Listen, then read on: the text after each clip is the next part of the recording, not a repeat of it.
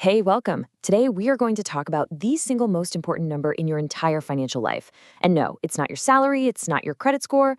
It's a number that, once you really get a handle on it, completely changes the entire game. It's the math of your own freedom. So let's dive in.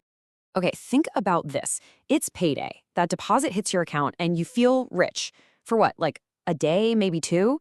But then, boom, the rent comes out, the car payment hits, the credit card bill clears, and just like that, you're back to treading water.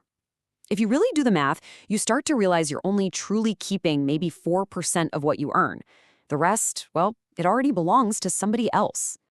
If you feel like you're working harder than ever, but you're not actually getting anywhere, you're not crazy. You're not imagining it. You're on what we call the paycheck treadmill. You run faster, you got a raise, but somehow the finish line just stays in the exact same spot. It is an absolutely exhausting and, frankly, a really frustrating cycle. So, here's the big secret. We have all been taught to obsess over the wrong number. We're always focused on getting that next raise, earning more money, but the real lever, the thing that actually creates financial freedom, isn't how much you make. It's the gap between what you earn and what you spend. It's all about your savings rate. Now look, if your savings rate is low, I need you to hear this loud and clear. This is not some kind of personal failure. It's not a character flaw. You're just playing a game where the rules were pretty much designed to make you lose. Just let that sink in for a second. Every ad you see, every buy now with one click button, every tempting 84-month car loan, all of it is precision engineered to make sure your lifestyle perfectly expands to swallow every last dollar you earn. It's designed to keep you right where you are. And, well, here's the result. The average savings rate in America is floating around 3.9%. Just think about that. That means for every $100 someone earns, more than 96 of it is gone, vaporized, before it ever gets a chance to grow. This is what normal looks like. And the consequence of that normal, 62% of adults are living in a state of constant financial stress. Normal is basically walking a tightrope over a canyon. Normal is broken. So today, we're going to talk about how to change the rules. The way out of this whole mess is the 25% savings rate. And look, this isn't just about saving a little more money. This is about fundamentally changing the physics of your financial life. Let me show you exactly how this works. So, meet Marcus and Dana. They both earn 80 grand a year. Marcus saves a pretty normal 5%. Now, to keep up his $76,000 lifestyle when he retires, he's going to need a nest egg of almost $1.9 million. At his current rate, that's going to take him about 50 years. Yeah, 50. But Dana, on the other hand, she is laser focused on the 25% savings rate. And here's the real magic, the part everyone misses.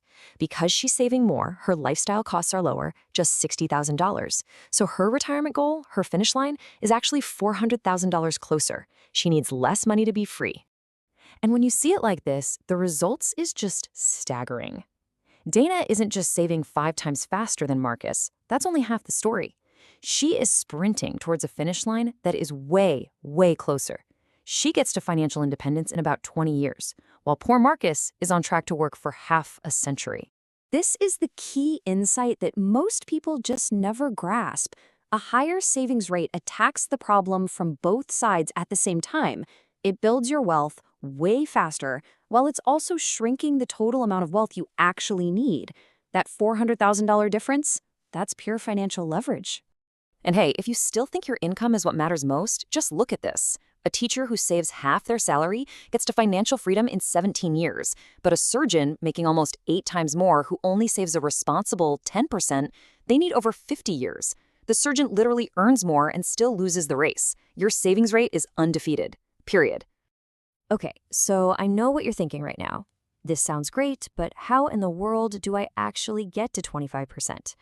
Well, you don't just jump there overnight. You build up to it, systematically, using 3 really simple minimalist rules. All right, here are the 3 pillars. First, we're going to stop our lifestyle from automatically swallowing every raise we get. Second, we're going to put an end to the cycle of unnecessary upgrades. And third, we're going to take willpower completely out of the equation. So rule number 1, the anti-lifestyle creep protocol. The second you get a raise, your brain's first instinct is to figure out how to spend it. We have to break that. So you pre-commit.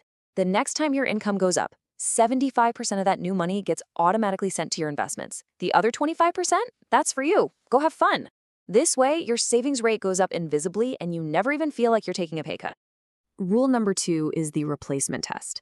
I mean, we live in this culture of constant upgrades, new phones, new cars, new everything. So before you replace something that isn't actually broken, ask yourself one simple question. Does this new version do something fundamentally different? If the answer is no, keep the old one and invest the cash instead. That constant cycle of small, unnecessary upgrades can literally cost you hundreds of thousands of dollars in lost growth over your lifetime. And that brings us to the most important rule of all. Automate the override. Look, waiting until the end of the month and hoping to invest whatever is left is a guaranteed plan for failure. There will be nothing left. Why? Because willpower is not a financial strategy.